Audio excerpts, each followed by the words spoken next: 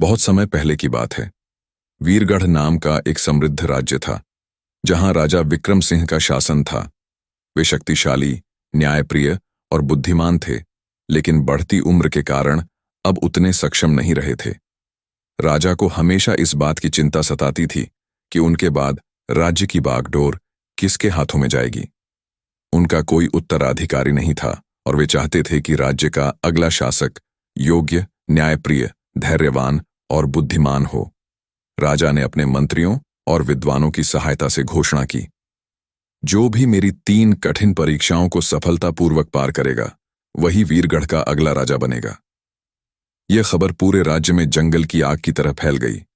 कई योद्धा, मंत्री और बुद्धिजीवी इस प्रतियोगिता में भाग लेने के लिए आगे आए, लेकिन इनके बीच एक साधारण किसान अर्जुन भी था, जो मेहनती और ईमानदार था। लोग उसका मजाक उड़ाने लगे। अरे, एक किसान राजा बनने का सपना देख रहा है। राज चलाना खेती करने जैसा नहीं होता।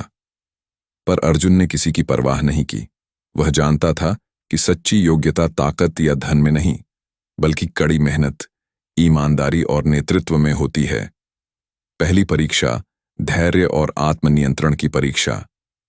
राजा ने सभी प्रतिभागियों को एक विशाल महल के कक्ष में बंद कर दिया और कहा, जो यहां सबसे अधिक समय तक धैर्यपूर्वक रह सकेगा, वही इस परीक्षा में विजयी होगा।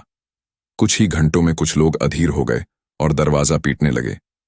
कुछ गुस्से में एक दूसरे से झगड़ने लगे, जबकि कुछ ने राजा को कोसना शुरू कर दिया। लेकिन अर्जुन शांति से बैठा रहा। वह एक किसान था, जिसे फसल के पकने तक इंतजार करने की आदत थी। उसने सीखा था कि धैर्य और आत्मनियंत्रण ही सफलता की कुंजी होते हैं।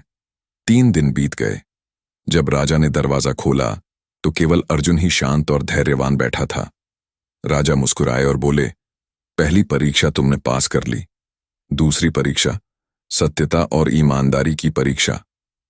अगली परीक्षा में राजा ने सभी प्रतिभागियों को एक एक बीज दिया और कहा, इसे रोपकर सबसे सुंदर पौधा उगाने वाला ही अगली परीक्षा के लिए योग्य होगा। प्रतिभागियों ने बीज को अच्छे से रोपा और महीनों तक उसकी देखभाल की। कुछ ही दिनों में हर जगह सुंदर पौधे उगने लगे, लेकिन अर्जुन को हैरानी हुई कि उसका बीज अंकुरित ही नहीं हुआ। उसने पानी डाला, मिट्टी को सही किया, लेकिन कुछ नहीं हुआ। फिर भी उसने राजा को वही गमला सौंप दिया जिसमें मिट्टी के सिवा कुछ नहीं था। राजा ने सभी पौधों को देखा और फिर अर्जुन की ओर देखकर बोले, यही असली विजेता है। सभी चौंक गए। राजा ने समझाया, जो बीज मैंने दिया था वह उबला हुआ था और उससे कोई पौधा उग ही नहीं सकता था। लेकिन बाकी सभी ने मुझसे झूठ बोला और दूसरा बीज रोप दिया। केवल अर्जुन ने सच्चाई दिखाई। यह सुनकर सभा में बैठे सभी लोग शर्मिंदा हो गए।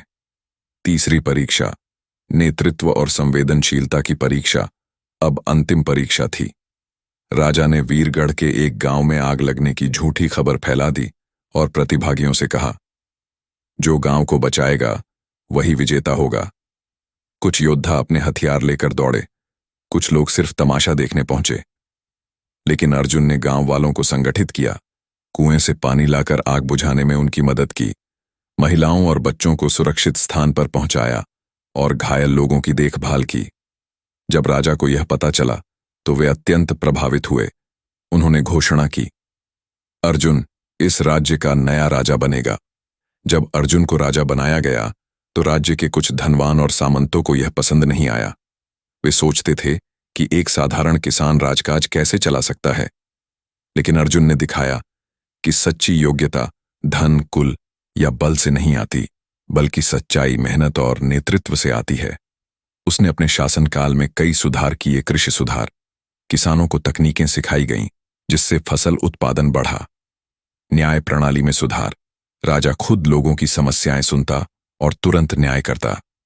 शिक्षा का प्रसार, अर्जुन ने शिक्षा को अनिवार्य किया ताकि हर व्यक्ति अपने अधिकार और कर्तव्य को समझ सके।